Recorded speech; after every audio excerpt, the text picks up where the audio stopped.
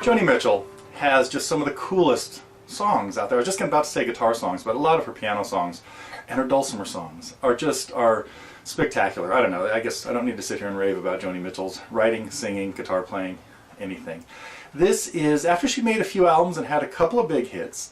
She put out in 1974 Court and Spark, a kind of a different, a little diversion for her, a lot jazzier and a little more, well, a little less accessible than some of her stuff. But this really was when she started to take her direction. This was also back when records were really cool. You know, I mean, they had lyrics on the inside, probably a self-portrait there, and anyway, 1974, Asylum Records, Court and Spark.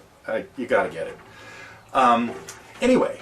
This is Free Man in Paris. Now, it's kind of interesting. I mentioned that she'd had a few hits. This song seems to be a little bit about the pressures of having hits and continuing to stoke the machinery, the Star Maker machinery. Anyway, this song has a lot of unusual things in it. The strumming is the strumming actually is the simplest thing. Unusual chords. It's in an unusual tuning. Well, not too unusual. We have a lot of songs up here that are in this tuning. It is double drop D. Got a D on the bass and a D on the top.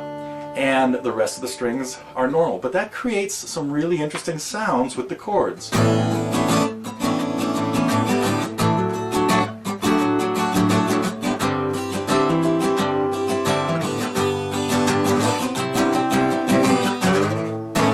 So, we're going to take a look at the chords. I have a chart that is just showing you the chords that happen in each measure and how to play them. We're going to talk about the strumming a little bit just abstractly and not exactly downs and ups. Unusual timing in the introduction. We're going to have to count really carefully to make sure we don't do this chord for too long.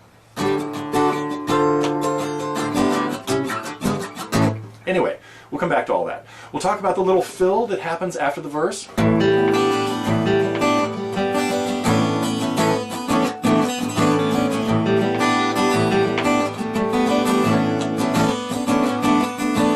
Talk about the intro and talk about the chords to the two sections, the verse and the chorus. Might talk a little bit about singing it, maybe not. In the next segment I am going to go out on a limb and try to play it and sing it. So there will be, I guess I've just promised there will be. There will be a playthrough segment of this coming up in part 2 here. But I just want to talk a little bit about the song first, the tuning, and then we will break down the chords and all of the cool stuff that happens in Free Man in Paris. That was the first part of a lesson I put together, of course, on Free Man in Paris, a really, really fun song to play. And in the lesson we break it down, count the measures very carefully for the intro and each little fill.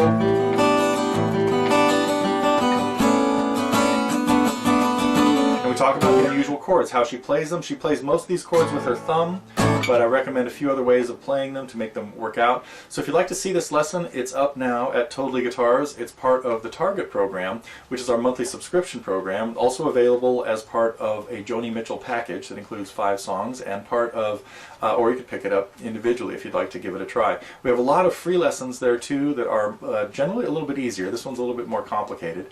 And as I mentioned in the last segment, it's in double drop D tuning. So if you want to mess around with it on your own, get into double drop D and take it from there.